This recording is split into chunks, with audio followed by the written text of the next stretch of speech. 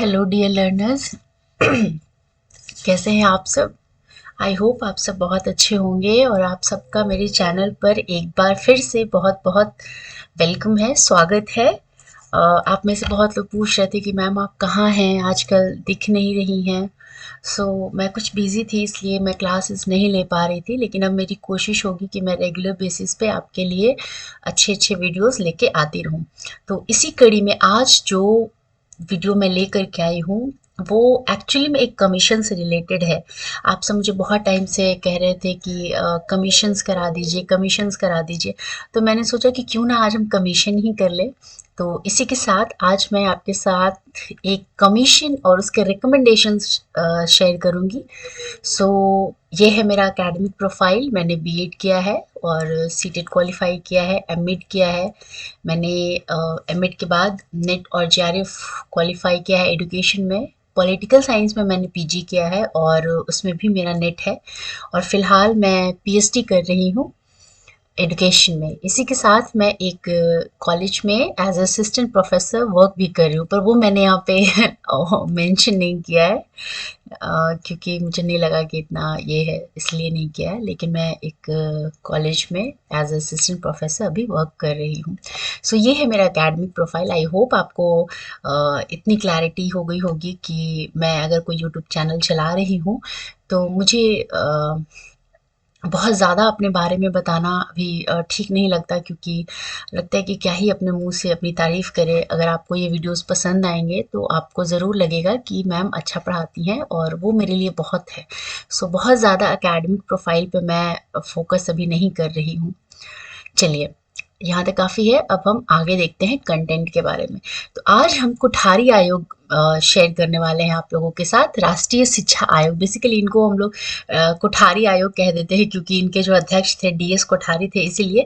लेकिन जो वास्तविक नाम था इस आयोग का वो था राष्ट्रीय शिक्षा आयोग 1964 से 66 तक, जिसको इंग्लिश में हम नेशनल एजुकेशन कमीशन कहते हैं। ठीक, इसके साथ इसको कहीं कहीं पे भारतीय शिक्षा आयोग भी कहा जाता है। तो अगर आपके सामने नाम आता है कि कोठारी आयोग का दूसरा नाम क्या था, राष्ट्रीय शिक्षा आयोग, भारतीय शिक्षा आयोग, इन अलग अलग नामों से भी इस आयोग को बुलाया जाता है। ठीक है, चलिए सबसे पहले हम देख लेते हैं। हाँ, एक चीज़ और मैं आपको बता दूं कि आज जो पूरा वीडियो मैंने प्रिपेयर किया है वो एक स्पेशल डिमांड पे किया है। जो कुछ बच्चे थे उनकी डिमांड थी कि उनको पूरी तरह से हिंदी में कक्षाएं चाहिए, और जो कंटेंट है, जो पाठ्य विवरण है, वो उनको हिंदी में चाहिए, ताकि उनके लिए वो एग्ज़ाम के पर्सपेक्टिव से, सब्जेक्टिव एग्ज़ाम के पर्सपेक्टिव से भी उनके लिए वो फ़ायदेमंद हो सके। तो मेरी कोशिश है कि मैं इस पूरे वीडियो में आपको, वैसे मैंने ये पूरे वीडियो जो है वो हिंदी में ही तैयार किया है, और मेरी कोशिश होगी कि जो मेरा जो व्याख्यान हो, जो मैं आपको समझाऊँ, वो सब हिंदी में ही हो।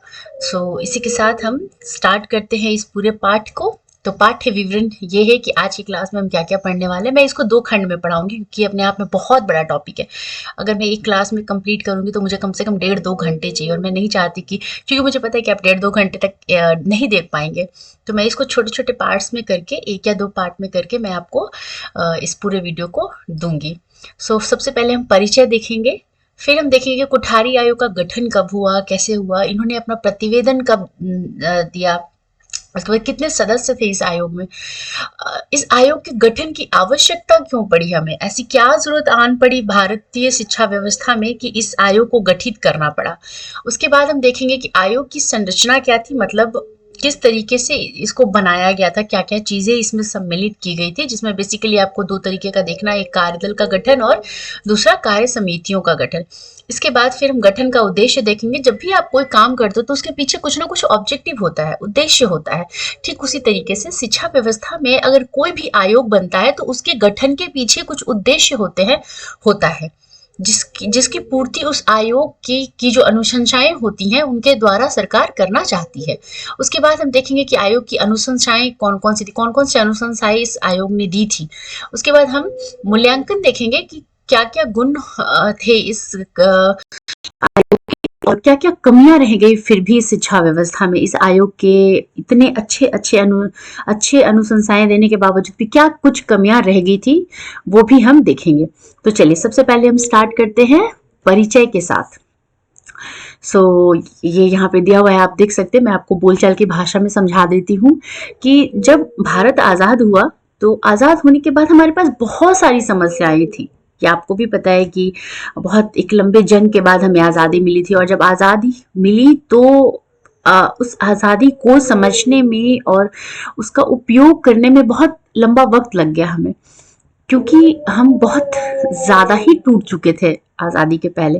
तो उस आज़ादी के वास्तविक मकसद को समझने में और वास्तविक अर्थ को समझने के लिए ज़रूरी था कि हमें ये एहसास कराया जाता कि हम अपने आप में परिपूर्ण हैं। और इसका सबसे बड़ा माध्यम क्या होता है? शिक्षा होता है। आपको ये महसूस कराना कि आप कुछ कर सकते हैं, इसका सबसे बड़ा माध्यम ही है कि आप में आपको शिक्षित किया जाए, तभी तो आप अपने अंदर की जो योग्यताएं हैं उसको समझ पाएंगे। इसके लिए सबसे बड़ी जो समस्या थी राष्ट्रीय स्तर पे, वो ये था कि जो शैक्षिक सुधार है वो करने की जरूरत है। और शैक्षिक सुधार भी किसी एक स्तर पे नहीं, हर एक स्तर पे हमें शैक्षणिक सुधारों की जरूरत थी, शिक्षा के पुनर्गठन की आवश्यकता थी। ऐसे में भारत सरकार ने इस आयोग से पहले भी बहुत सारे आयोगों का निर्माण किया था, और अलग अलग स्तर के लिए उन्होंने अलग अलग अनुशंसाएं भी दी थी, जिसको कि अप्लाई भी किया जा रहा था। सरकार उसको उन क्षेत्रों में अपना भी रही थी और उसके परिणाम भी दिख रहे थे।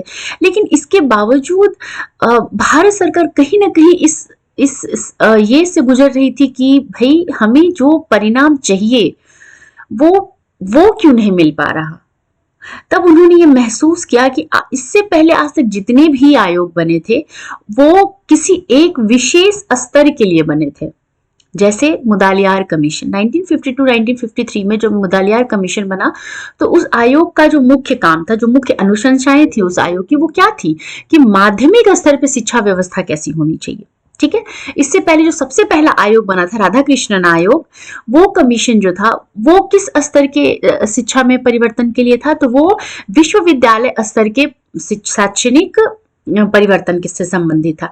ऐसे में देखा गया कि आपने माध्यमिक शिक्षा को अच्छा बनाने की बात कही है, आपने यूनिवर्सिटी एजुकेशन को अच्छा बनाने की बात कही है, लेकिन क्या कोई विद्यार्थी सीधे माध्यमिक शिक्षा में चला जाएगा, या क्या कोई विद्यार्थी सीधे यूनिवर्सिटी शिक्षा में चला जाएगा? ऐसा तो होगा नहीं। पहले उस विद्यार्थी को पूर्व प्राथमिक स्तर की शिक्षा सही से पूरी करनी होगी, तभी वो जाकर के इतना सक्षम बन पाएगा कि वो माध्यमिक स्तर की शिक्षा का सही सही लाभ उठा सके, और तभी वो इतना योग्य बन पाएगा कि वो विश्वविद्यालय स्तर की जो शिक्षा है उसका सही सही लाभ उठा सके।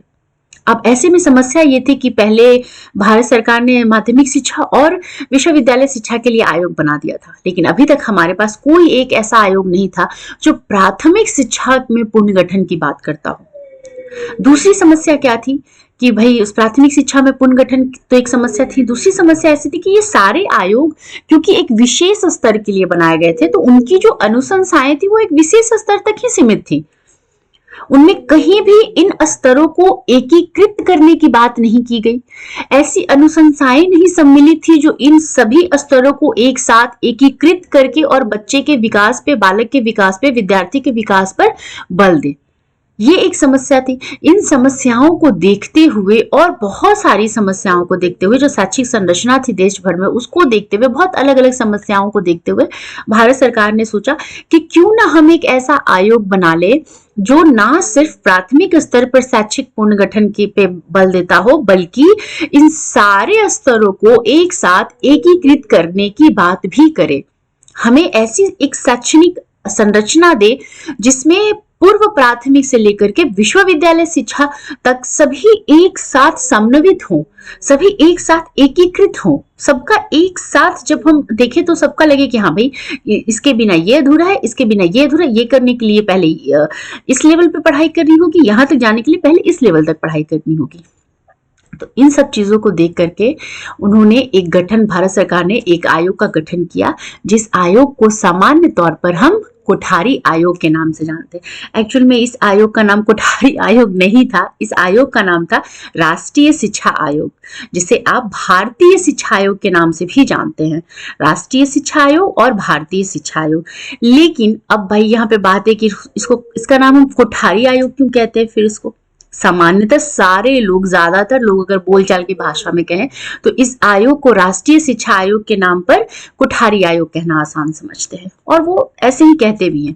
तो जब आप ये देखेंगे कोठारी आयोग का गठन, प्रतिवेदन और सदस्य, तो आपको समझ में आएगा कि क्यों इस आयोग को कोठारी आयोग के नाम से जाना जाता है। सबसे पहले हम देख लेते हैं इस आयोग का नाम क्या था। तो राष्ट्रीय शिक्षा आयोग था। गठन कब हुआ था? तो इसका गठन 14 जुलाई 1964 को हुआ था। कार्य करना, इसका गठन जरूर 14 जुलाई 1964 को हुआ है, लेकिन इस आयोग ने अपना कार्य जो करना स्टार्ट किया था, शुरू किया था, वो 2 अक्टूबर 1964 से किया था। इन्होंने अपना प्रतिवेदन कब सौंपा था? तो इन्होंने अपना प्रतिवेदन 29 जुलाई 1966 को सौंपा था। ठीक है, प्रतिवेदन मतलब जो रिकमेंडेशंस इन्होंने किए थे उसकी एक रिटन कॉपी सबमिट की थी गवर्नमेंट को, वो किया था इन्होंने 29 जून 1966 को। कुल समय कितना लगा था इस पूरे आयोग को अपनी समस्याओं को, देश भर में की जो समस्याएं थी शिक्षा से संबंधित, उसको देखने में, रिपोर्ट बनाने में, उसकी फाइनल कॉपी तैयार करने में, इन सब करने में करीब करीब इस आयोग को 21 महीने का वक्त लगा। रिपोर्ट का शीर्षक क्या था? अब ये जो कमीशन आया था, इसने जो अपनी रिपोर्ट दी थी, उस रिपोर्ट का एक शीर्षक था जो आपसे अक्सर सीटेट में पूछ लिया जाता है कि कोठारी आयोग ने के रिपोर्ट का शीर्षक क्या था, वो बताएं। तो इस रिपोर्ट का शीर्षक था शिक्षा एवं राष्ट्रीय प्रगति। आयोग में सदस्यों की संख्या 16 थी, जिसमें से 11 भारतीय थे और 5 विदेशी थे। अब कुछ सदस्यों के नाम देख लेते हैं। जैसे यहाँ पे सबसे पहले हैं डॉक्टर दौलत सिंह कोठारी, ये इस आयोग के अध्यक्ष हैं और उस समय यूजीसी के हेड थे। उस समय ये जो विश्वविद्यालय अनुदान आयोग है उसके भी अध्यक्ष थे। उन्हीं को इसको आयोग का अध्यक्ष बनाया गया था। और अब आपको समझ में आ गया होगा कि क्यों इस आयोग को हम कोठारी आयोग कहते हैं।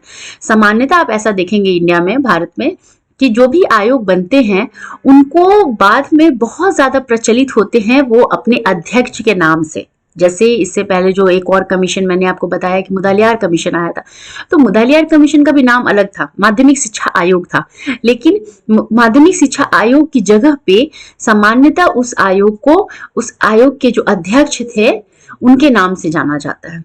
इसी तरीके से अलग अलग आप हर फील्ड में देखेंगे कि जो आयोग बनते हैं उनको उनके अध्यक्ष के नाम से लोग ज्यादा जानते हैं। तो इसीलिए इस आयोग को भी कोठारी आयोग के नाम से जाना जाता है। कोठारी, दौलत सिंह कोठारी जो थे वो इसके अध्यक्ष थे। इसके अलावा जेपी नायक थे जो इस आयोग के सदस्य थे, सचिव थे। जेएफ मैकडॉगल थे जो सह सचिव थे, और AR दाऊद जो उस समय कार्य कर रहे थे अलग डिपार्टमेंट में शिक्षा से ही संबंधित, और एक थे डॉक्टर VS झा। ये मैंने कुछ नाम आपको दिए हैं, जो 16 मेंबर्स थे उन सबके नाम आपको पता होने जरूरी नहीं है, याद होने जरूरी नहीं है, लेकिन कुछ के नाम अगर आपको पता हो जाते तो अच्छी बात है, आप लिख देंगे तो बहुत अच्छा है। चलिए, तो यहाँ तक क्लियर है। इसके आगे हम देख लेते हैं कि इस आयोग के गठन की आवश्यकता क्यों पड़ी। अब जैसे हम खाना खाते हैं तो खाना खाने की आवश्यकता क्यों पड़ी? क्योंकि हमें भूख लगी। ठीक उसी तरीके से शिक्षा के क्षेत्र में भी बहुत सारे बदलावों की जरूरत थी, और ये बदलावें तभी संभव थी जब वैसी अनुशंसाएं सरकार के पास आती, और वो अनुशंसाएं कोई ना कोई एक आयोग ही दे सकता था। इसीलिए इस आयोग के गठन की आवश्यकता पड़ी। तो सबसे पहले आवश्यकता जो है वो है शिक्षा के सभी स्तरों में ठोस एवं एकीकृत बदलाव हेतु। मैंने आपसे पहले भी कहा कि इससे पहले जो भी आयोग बन रहा था ना, वो अपने अपने स्तर पे बहुत अच्छी अच्छी अनुशंसाएं दे रहे थे, उनके जो रिकमेंडेशन थे वो अपने आप में बेस्ट थे। लेकिन सबसे बड़ी प्रॉब्लम क्या थी कि जो बदलाव हो रहे हैं उसका जो प्रभाव है वो बाकी अन्य स्तरों पे नहीं दिख पा रहा था। मतलब अगर हम माध्यमिक शिक्षा पे सुधार कर रहे हैं तो पहले प्राथमिक स्तर पे सुधार होना जरूरी है ना, तभी तो आप माध्यमिक स्तर पे जाएंगे। तो माध्यमिक स्तर पे जो आपने सुधार किया वो माध्यमिक स्तर तक रह गया, वो उसका प्राथमिक स्तर से कोई संबंध नहीं रहा, और बाद में जाकर के उसका बहुत ज्यादा प्रभाव विश्वविद्यालय शिक्षा पर भी नहीं दिखा। इसी तरीके से जब विश्वविद्यालय शिक्षा के लिए आयोग गठित किया गया तो देखा गया कि विश्वविद्यालय जो है भाई वो अंतिम पायदान होता है, उसके बाद हम सब नौकरी करते हैं। तो आपने सीधे नौकरी पाने के वक्त पे बच्चों पे ध्यान दिया, तो क्या बच्चों को, अब आप खुद ही सोच के देखिए कि आपका अर्ली एजुकेशन अगर सही से ना हुआ हो तो आपको बाद में कितनी प्रॉब्लम्स होती है। ठीक इन्हीं सारी समस्याओं को देख करके कहा गया कि नहीं भाई एक ऐसा आयोग लाइए जो प्राथमिक शिक्षा पर भी बल देता हो, क्योंकि वो ही समय की मांग है। आज भी भारत जो है, आप देखिए ग्रॉस एनरोलमेंट रेशियो की हम बात करते हैं तो हम क्या करें, आज भी हम प्राथमिक स्तर पर 100% ग्रॉस एनरोलमेंट रेशियो नहीं ला पाए हैं इतने साल बाद। तो जब कमीशन बना था, जब ये आयोग बना था, उस समय कैसी रही होगी स्थिति शिक्षा की। तो जरूरी था कि एक ठोस और एकीकृत बदलाव लाया जाए शिक्षा के सभी स्तरों पर। दूसरा है शैक्षिक एवं राष्ट्रीय उद्देश्यों की पूर्ति हेतु। जो दूसरी आवश्यकता थी इस आयोग के गठन की, वो क्या थी कि शैक्षिक आवश्यकताओं की, उद्देश्यों की पूर्ति तो हो ही, साथ में जो राष्ट्रीय उद्देश्य हैं उनकी भी पूर्ति हो। क्योंकि आप जब शैक्षिक उद्देश्यों की पूर्ति की बात करते हो तो आप उसको राष्ट्र से अलग करके नहीं दे सकते। और जब आप राष्ट्रीय उद्देश्यों की पूर्ति की बात करते हैं तो उसको पाने का जो सबसे सरल उपाय है आपके पास, वो है शिक्षा। आप बिना शैक्षिक सुधार के राष्ट्रीय उद्देश्यों की पूर्ति नहीं कर सकते। तो शैक्षिक एवं राष्ट्रीय उद्देश्यों की पूर्ति हेतु। तीसरा क्या है, भविष्य के लिए राष्ट्र को तैयार करने हेतु। इससे पहले ना ये देखा गया कि हम पारंपरिक शिक्षा पर बहुत ज्यादा बल दे रहे हैं। हालांकि बहुत अच्छी बात है पारंपरिक शिक्षा पर बल देना, लेकिन उस समय यह महसूस किया गया कि आने वाला जो भविष्य होगा वहां पे सिर्फ पारंपरिक शिक्षा के साथ आगे बढ़ना या पारंपरिक विषयों के साथ आगे बढ़ना, ये हमारे लिए एक समस्या हो सकती है। जरूरी है कि हम भविष्य के लिए तैयार हो। हम भविष्य के लिए कब तैयार होंगे, जब हम भविष्य में जो चीजें होने वाली हैं उनको महसूस कर पाए कि भाई समय की मांग है, ये आगे इस चीज की मांग हो सकती है। तो भविष्य के लिए राष्ट्र को तैयार करना। चौथा है भविष्य की आवश्यकताओं की पूर्ति करना। भविष्य की आवश्यकताएं क्या हो सकती है, जैसे सोचिए उस समय में कंप्यूटर जो है वो इंडिया में नहीं था, 1964-66 में इंडिया में नहीं था, लेकिन बाहर अमेरिका में तो था, अमेरिका में तो वो काम कर रहा था। अब उसी समय से सोचा जाने लगा कि नहीं, टेक्निकल एजुकेशन बहुत इंपॉर्टेंट है। अगर हम टेक्निकल एजुकेशन नहीं ला रहे हैं अपने देश में, अपने शिक्षा में उसको नहीं शामिल करें, तो ये समय की आवश्यकता है। अगर हम इस पे ध्यान नहीं देंगे तो हमारा देश पीछे रह जाएगा। तो भविष्य की आवश्यकताओं की पूर्ति करने के लिए भी इस आयोग का गठन किया गया। लास्ट है शैक्षिक संस्थानों की पुनः संरचना हेतु। देखा गया कि भारत में स्कूलों की बहुत कमी है, ना सिर्फ स्कूलों की, कॉलेजेस की भी बहुत कमी है, लेकिन स्कूलों की कमी को ज्यादा महसूस किया गया। क्यों? क्योंकि जरूरी है कि आपका जो अर्ली एजुकेशन है वो कंप्लीट हो पाए। आज भी बहुत सारे लोग हैं जो यूनिवर्सिटी लेवल की पढ़ाई नहीं कर पाते हैं, लेकिन एटलीस्ट स्कूल रहने से, इनफ नंबर ऑफ स्कूल रहने से वो अपना अर्ली एजुकेशन तो कर पा रहे हैं, 10th 12th तो कर ले रहे हैं। उस समय में क्या था कि स्कूल्स के जो नंबर्स थे वो बहुत कम थे, बहुत कम संख्या में स्कूल थे हमारे पास, विद्यालयों की संख्या बहुत कम थी। विद्यालयों में सुविधाओं के नाम पे कुछ था ही नहीं, क्योंकि देश भी एक ऐसी स्थिति में था जहां हम लगातार सुधार करने की कोशिश कर रहे थे। तो पुनः संरचना की बात की कि स्कूलों का विनिर्माण कीजिए, विद्यालयों का विनिर्माण कीजिए, उनको वापस से बनाइए, अच्छा बनाइए और समय के अनुसार बनाइए। आज जिस तरीके की स्कूल की आवश्यकता है, आप उस तरीके के स्कूल बनाइए। जैसे आप इसको ऐसे समझ सकते हैं कि आज देखिए, आज स्मार्ट क्लासेस का क्रेज है। आज इंडिया में स्मार्ट क्लासेस अब कॉमनली लोग समझने लगे हैं, देखने लगे हैं। तो अब जो स्कूल्स बनाए जा रहे हैं उनमें कोशिश की जा रही है कि हम स्मार्ट क्लासेस की भी सुविधाएं बच्चों को दें। जबकि आज से 20 साल, 25 साल, 50 साल पहले जो स्कूल बनते थे, वहां पे हमारी कोशिश क्या होती थी कि हम बच्चों को ब्लैक बोर्ड की सुविधा दें, ताकि बच्चे ब्लैक बोर्ड के माध्यम से समझे, लिखे, पढ़ें। आज ब्लैक बोर्ड की सुविधा तो हम दे ही रहे हैं, उससे एक कदम आगे होकर के हम स्मार्ट क्लास की सुविधा देने की भी कोशिश कर रहे हैं। तो ये क्या है, ये शैक्षिक संस्थानों की पुनः संरचना है कि जो चीजें नहीं है विद्यालयों में या जिन चीजों में विद्यालय पीछे रह गया है, उन चीजों में पुनः विद्यालय की स्थिति को अच्छा करना। ठीक है, चलिए, तो आयोग के गठन की आवश्यकता क्यों पड़ी ये आपको क्लियर होगा। नेक्स्ट देखते हैं आयोग की संरचना। राष्ट्रीय शिक्षा आयोग की संरचना हेतु 12 कार्य दलों और 7 कार्य समितियों का निर्माण किया गया, जो इस प्रकार हैं। सबसे पहले हम 12 जो कार्य दल थे वो देख लेते हैं। विद्यालयी शिक्षा, उच्च शिक्षा, तकनीकी शिक्षा, कृषि शिक्षा, प्रौढ़ शिक्षा, विज्ञान शिक्षा और अनुसंधान, शिक्षक प्रशिक्षण एवं शिक्षा की स्थिति, छात्र कल्याण, नई तकनीक और तरीके, श्रम शक्ति, शैक्षिक प्रशासन और शैक्षिक वित्त।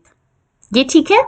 अब आप पूछेंगे कार्यदल और कार्य समितियां क्या होते हैं मैम, तो मैं आपको सिंपल सरल भाषा में समझाऊं तो ये वो क्षेत्र है जिनमें बेसिकली देखा गया कमियों को, ठीक है, सिंपल सरल भाषा में हम समझते हैं किसी चीज को, इतना टेक्निकल होने की जरूरत नहीं है, हम सरल भाषा में समझेंगे कि कार्यदल और कार्य समितियां क्या है। तो जब आयोग गठित हुआ, आयोग ने अपने काम शुरू किए, तो आयोग के लिए पहली चुनौती थी उन क्षेत्रों की पहचान करना जिनमें कमियां हैं, जिन पे कार्य करने की जरूरत है, ठीक है, और उन क्षेत्रों की भी खोज करना जिनको भविष्य के लिए देखा जा रहा था। जैसे आप देखेंगे तकनीकी शिक्षा, विज्ञान शिक्षा और अनुसंधान, शिक्षक प्रशिक्षण एवं शिक्षकों की स्थिति, शैक्षिक प्रशासन, ये कुछ वैसे क्षेत्र हैं जो 1964 में इतने इंपॉर्टेंट नहीं थे, लेकिन जैसा मैंने आपको पहले ही बताया आवश्यकता में कि भविष्य के लिए भी तो तैयार करना है ना हमको अपने राष्ट्र को, जो राष्ट्रीय नीति है, जो शैक्षिक स्थिति है हमारे कि उसको हमको भविष्य के लिए तैयार करना है। तो आयोग ने देखा कि उच्च शिक्षा, तकनीकी शिक्षा, कृषि शिक्षा, विज्ञान शिक्षा और अनुसंधान रिसर्च, शिक्षक प्रशिक्षण, टीचर्स ट्रेनिंग और शिक्षकों की स्थिति, नई तकनीक और तरीके, शैक्षिक प्रशासन, ये सब वो क्षेत्र हैं जो आने वाले भविष्य में हमारी आवश्यकता बनेंगे। और अगर इन आवश्यकताओं के लिए हम समय रहते तैयार नहीं हुए तो हमारा देश पीछे रह जाएगा, ठीक है। तो सिंपल भाषा में, सरल भाषा में ये समझिए कि ये वो क्षेत्र हैं जिनकी पहचान की गई कि किन क्षेत्रों में बदलाव की जरूरत है, किन क्षेत्रों में अनुशंसाएं देने की जरूरत है, किन क्षेत्रों के लिए हमें भविष्य में तैयार रहना होगा, ठीक है। तो ये अलग अलग क्षेत्र बने। इसी तरीके से कार्य समितियां बनी 7, जिसमें महिला शिक्षा था, पिछड़े वर्गों की शिक्षा था, विद्यालय भवन था, विद्यालय और सामुदायिक संबंध थे, आंकड़े थे, पूर्व प्राथमिक शिक्षा और विद्यालय पाठ्यक्रम। ये देखा गया, कार्य समितियां बनाई गई जिसमें कुछ लोगों को डाला गया और वो लोग जो थे उस पर्टिकुलर कार्य समिति से, जैसे महिला शिक्षा दिया है आपने, तो महिला शिक्षा में क्या क्या चीजें होनी चाहिए, महिलाओं की शिक्षा के लिए क्या क्या चीजें होनी चाहिए, इन सब पे वो पूरी कमेटी कार्य करेगी। मान लीजिए 5 लोगों का एक समुदाय बना दिया हमने, ग्रुप बना दिया, समूह बना दिया। अब इन 5 लोगों का काम है कि देश भर में महिला शिक्षा की स्थिति क्या है, महिला शिक्षा में बदलाव की क्या जरूरतें हैं, किन किन तरीकों के बदलाव होने की जरूरत है, और कैसी महिला शिक्षा का भविष्य क्या होगा, इस तरीके के प्रश्नों पे वो विचार करेंगे और समस्याओं को देखेंगे, उन समस्याओं को आयोग के सामने रखेंगे और फिर आयोग उस पे अपनी अनुशंसाएं देगा, ठीक है। तो इसी तरीके से 12 कार्यदल बनाए गए थे और 7 कार्य समितियां बनाई गई थी, जिसको सामान्य भाषा में आप समझिए कि ये वो क्षेत्र थे जिनमें अनुशंसाएं देनी थी आयोग को, ठीक है। चलिए, अब आयोग के गठन के उद्देश्य क्या थे, अब हम ये देख लेते हैं कि आखिर ये आयोग बना था। आवश्यकता हमने देख लिया, आवश्यकता और उद्देश्य हमेशा एक दूसरे से संबंधित होते हैं, इस बात को ध्यान रखिएगा। तो आयोग के गठन के उद्देश्य क्या थे, सबसे पहले उत्पादन में वृद्धि करना। अब देखा गया, आज आप देखिए, हम हमेशा कहते हैं कि अमेरिका इतना आगे बढ़ गया है। अमेरिका इतना आगे क्यों बढ़ गया है, क्योंकि अमेरिका अपने एजुकेशन सिस्टम पे बहुत पैसा खर्च करता है।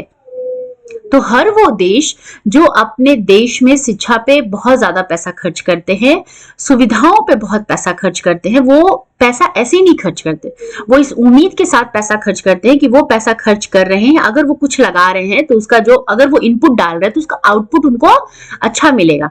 तो इस आयोग के गठन का जो पहला उद्देश्य था वो ये था कि देश भर में जो उत्पादन हो रहा है, शैक्षिक आर्थिक उत्पादन जो हो रहा है उसमें वृद्धि किया जाए, और उसमें वृद्धि तभी संभव है जब आप शैक्षिक परिदृश्य में बदलाव करेंगे। दूसरा है शिक्षा के सभी स्तरों में नामांकन अनुपात को बढ़ाना। मैंने अभी आपको बताया कि सोचिए, हम आजादी के 75 साल पूरे कर चुके हैं, हम मना रहे हैं ना इंडिया एट 75, आजादी के 75 साल, हम अलग अलग तरीके का जश्न मना रहे हैं। 75 साल बाद भी आज NEP 2020 के अकॉर्डिंग कोशिश है कि 2030 तक हम प्राथमिक स्तर पर एटलीस्ट जो सकल नामांकन अनुपात है उसको 100% कर पाए, ठीक है। और उस दिशा में हमारा देश, हमारी जो शिक्षा व्यवस्था है वो बहुत जोर शोर से काम कर रही है। जो मिनिस्ट्री ऑफ एजुकेशन है, शिक्षा आयोग है, वो बहुत तेजी से काम कर रहा है। लेकिन जब आज हम 75 साल बाद हम अभी भी इस समस्या से जूझ रहे हैं, तो ये करीब 20 साल बाद बना था ये आयोग, 20 साल से कम ही हुआ होगा, 20 साल हुआ होगा, 20 साल से थोड़ा बहुत कम होगा, 17-18 साल बाद ये आयोग बना था। तो उस समय में ये समस्याएं और ज्यादा थी। उस समय में नामांकन के नाम पे कुछ था नहीं विद्यालयों में। उस समय में शिक्षा के नाम पे शिक्षा की स्थिति उतनी अच्छी नहीं थी देश में।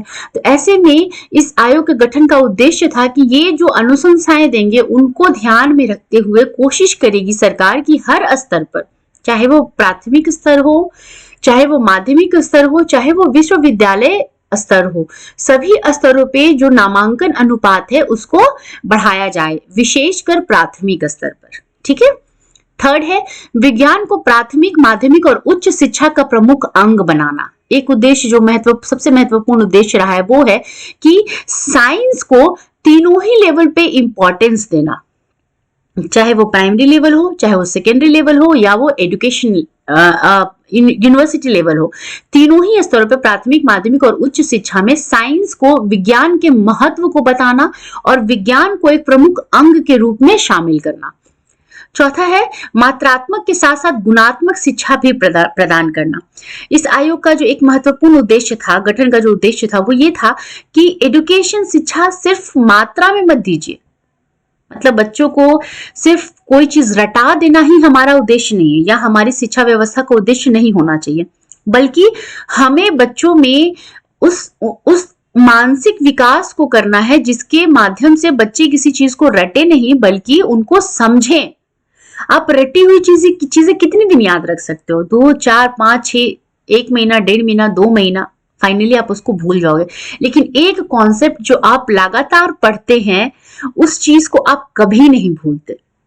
तो हमारे शिक्षा का उद्देश्य यही होना चाहिए कि सिर्फ मात्रात्मक शिक्षा नहीं देना है, मतलब हाँ क्लास 5 में बच्चों को 10 बुक्स पढ़ने हैं तो सिर्फ 10 बुक पढ़ा दो, जैसे तैसे इतने चैप्टर्स पढ़ने हैं तो इतने चैप्टर्स पढ़ा दो, ये उद्देश्य नहीं होना चाहिए। हमारा उद्देश्य होना चाहिए कि चैप्टर्स भले ही कम हो भैया, लेकिन जो विषय वस्तु बच्चों तक पहुंचे वो बिल्कुल सटीक पहुंचे, सही पहुंचे, और बच्चे उस विषय वस्तु को रटे नहीं बल्कि इस तरीके से उसको समझे कि वो सालों बाद भी उसको यूटिलाइज कर पाए, समय आने पे उसका उपयोग कर पाए। तो शिक्षा को ना सिर्फ मात्रात्मक बनाना था, मात्रात्मक तो बनाना ही था क्योंकि मात्रा में भी उस समय हमारी स्थिति अच्छी नहीं थी, लेकिन मात्रा के साथ साथ गुणात्मक बनाना एक उद्देश्य था। उसके बाद है शिक्षा पर सकल घरेलू उत्पाद का कम से कम 6% खर्च करना। आप देखिए, आज अभी हाल में ही एक रिपोर्ट मैं पढ़ रही थी, उसमें था कि अभी भी हम एजुकेशन पे 4.5% ही खर्च कर पा रहे हैं अपने जीडीपी का, जो ग्रॉस डोमेस्टिक प्रोडक्ट है उसका हम अभी भी 4.5% ही, 4.5% ही हम अपने शिक्षा पे खर्च कर पा रहे हैं, जो कि अभी तक 75 साल बाद ये स्थिति है। तो सोचिए जब ये आयोग बना होगा उस समय कितना खर्च कर पा रहे होंगे हम?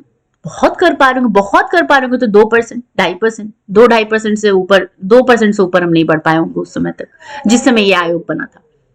और इस आयोग ने ये रिकमेंडेशन दिया था कि कम से कम शिक्षा पर जो सकल घरेलू उत्पाद है उसका 6% तो खर्च कीजिए, तभी आपको मात्रात्मक, गुणात्मक सभी तरह के परिवर्तन शिक्षा में दिखाई देंगे। तो ये भी एक उद्देश्य था कि कम से कम शिक्षा पर 6% खर्च किया जाए। उसके बाद बच्चों में देश के सामाजिक, आर्थिक, सांस्कृतिक पहलुओं का विकास करना।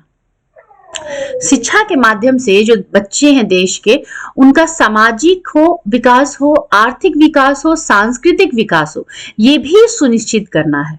आप शिक्षा क्यों दे रहे हैं? हम शिक्षा सिर्फ आर्थिक विकास के लिए नहीं देते या सिर्फ मानसिक विकास के लिए नहीं देते, बल्कि हम शिक्षा इसलिए देते हैं कि जो विद्यार्थी हैं, जो बच्चे हैं, उनका ओवरऑल डेवलपमेंट हो, संपूर्ण विकास हो। और वो संपूर्ण विकास कब होगा? जब उनका सामाजिक, आर्थिक, सांस्कृतिक, मानसिक, ये इनके जितने भी पहलू हैं वो सभी एक साथ विकसित हो रहे हैं। तो शिक्षा का इस आयोग के गठन का ये भी एक उद्देश्य था। उसके बाद शिक्षा द्वारा सच्चे लोकतांत्रिक समाज का निर्माण करना। अब शिक्षा का इस आयोग के गठन का एक और उद्देश्य क्या था कि शिक्षा द्वारा सच्चे लोकतांत्रिक समाज का निर्माण करना। इसीलिए इनसे इस तरीके का रिकमेंडेशन मांगा गया था कि किस तरीके से हम शिक्षा के माध्यम से हमारे देश में लोकतांत्रिक समाज का निर्माण कर सकते हैं। आगे आप रिकमेंडेशंस पढ़ेंगे तो आपको ये क्लियर हो जाएगा। इसके बाद है राष्ट्रीय एकता का निर्माण करना। अब मैंने आपको पहले ही बताया कि इस आयोग की जो सबसे बड़ी, इस आयोग के गठन का जो सबसे बड़ा कारण था वो यही था कि सभी स्तरों को एकीकृत करना है और तब शिक्षा में बदलाव की बात करनी है। तो ये एकीकृत करने की बात क्यों हो रही थी? क्योंकि आपको राष्ट्रीय एकता का निर्माण करना है।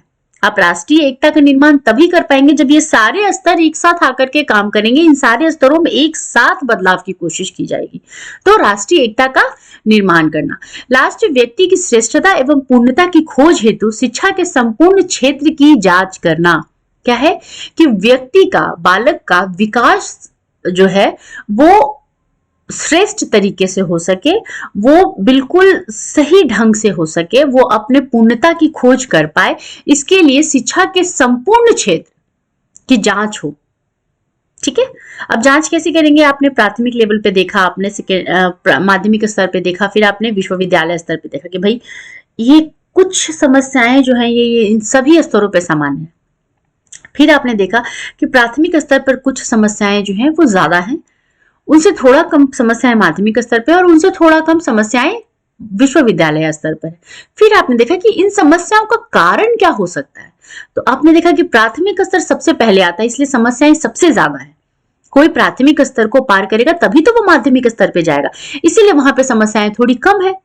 फिर आपने देखा कि कोई माध्यमिक स्तर को पार करेगा तभी तो विश्वविद्यालय स्तर तक जाएगा, तो आपने देखा कि विश्वविद्यालय स्तर पे इसीलिए समस्याएं और थोड़ी कम है। अब आपने संपूर्ण क्षेत्र की जांच की एक साथ, प्राथमिक, माध्यमिक और विश्वविद्यालय। अब आपने देखा कि किस तरीके से इनमें जो समस्याएं हैं उनको एक साथ और अलग अलग दोनों ही तरीकों से हम ठीक करें, उनमें बदलाव लाने की कोशिश करें। और जब ये सारा बदलाव आप लाने की कोशिश करेंगे तो ही आप बालक के श्रेष्ठता और पूर्णता में उनकी मदद कर पाएंगे। ठीक है, तो इसी के साथ हमने देखा कि आयोग के गठन के क्या उद्देश्य हैं। तो मैंने इस क्लास को बहुत छोटा रखा है ताकि आप बोर ना हो और आप अच्छे से इस पूरे वीडियो को देखें, पढ़े, समझे। आज के लिए मैं यहीं तक रहने देती हूँ। फिर नेक्स्ट क्लास में हम देखेंगे गठन के उद्देश्य के बाद हम जो अनुशंसाएं हैं इस आयोग की वो हम अगले वीडियो में देखेंगे। तो हम एक बार देख लेते हैं कि हमने आज के क्लास में क्या क्या पढ़ा है। तो हमने आज के क्लास में सबसे पहले परिचय देखा कि भाई क्या है कोठारी आयोग। उसके बाद हमने देखा कि कोठारी आयोग का गठन कैसे हुआ है, इन्होंने अपना प्रतिवेदन कब सौंपा, कौन कौन इनके सदस्य थे, कितने सदस्य थे। उसके बाद हमने देखा कि गठन की आवश्यकता क्यों पड़ी इस आयोग के। उसके बाद हमने देखा कि आयोग की संरचना किस तरीके की थी, मतलब किस तरीके से आयोग को बनाया गया था। तो हमने देखा कि 12 कार्यदल का निर्माण किया गया था, फिर 7 कार्य समितियों का निर्माण किया गया था। उसके बाद हमने देखा कि आयोग के गठन के उद्देश्य क्या क्या थे। अच्छा, मैं एक चीज और आपको बता दूं कि ये उद्देश्य जो है ये जरूरी नहीं है कि आपको जो मैं बता रही हूँ सिर्फ उतना ही हो सकता है। ये मैंने जो पढ़ा है, मुझे जो समझ में आया है, मैं वो आपको बता रही हूँ। अगर आप चाहते हैं इसमें कुछ और ऐड करना तो आप बिल्कुल कर सकते हैं। ठीक है, चलिए, तो ये हमने देखा कि आयोग के गठन के उद्देश्य क्या है। यहां तक आज हमने देखा है। कल हम जो आयोग की अनुशंसाएं हैं वो देखेंगे, क्योंकि बहुत सारी अनुशंसाएं हैं तो बहुत वक्त लगता है उसमें, इसलिए मैं नहीं चाहती कि ये वीडियो बहुत ज्यादा लंबा हो, इसलिए हम यहीं तक रहने देते हैं। नेक्स्ट क्लास में हम आगे का कंटेंट देखेंगे। इसी के साथ मैं एक बार फिर से आप सबको बहुत थैंक यू कहना चाहती हूँ कि आप सब मुझे रेगुलरली इतना सपोर्ट कर रहे हैं, और मैं बहुत सॉरी भी हूँ अपने आप में कि मैं टाइम नहीं दे पा रही ज़्यादा। एक्चुअली 2 अलग अलग प्लेटफॉर्म पे काम करने में थोड़ी प्रॉब्लम होती है, बट मैं कोशिश कर रही हूँ कि मैं आप सबसे भी उतना ही इंटरेक्ट कर पाऊँ, और आप सबका जो साथ है वो तो बना ही हुआ है। इसी के साथ मैं एक बार और लास्टली आपसे कहना चाहूँगी कि प्लीज़ प्लीज़ प्लीज़, अगर आपने मेरे वीडियो को, मेरे चैनल को अभी तक सब्सक्राइब नहीं किया है तो आप सब्सक्राइब कर ले, और आप उन लोगों को भी रेकमेंड करें जो आपके साथ पढ़ रहे हैं या जिनको इस वीडियो की ज़रूरत है, चाहे वो कहीं भी रहते हो, तो आप उनको भी रेकमेंड करें कि वो भी मेरे चैनल को सब्सक्राइब कर ले, ताकि उनको भी जितने वीडियोस मैंने अभी तक अपलोड किए और जितना मैं आने वाले फ्यूचर में करने वाली हूँ वो सब उन तक सही से पहुँच सके।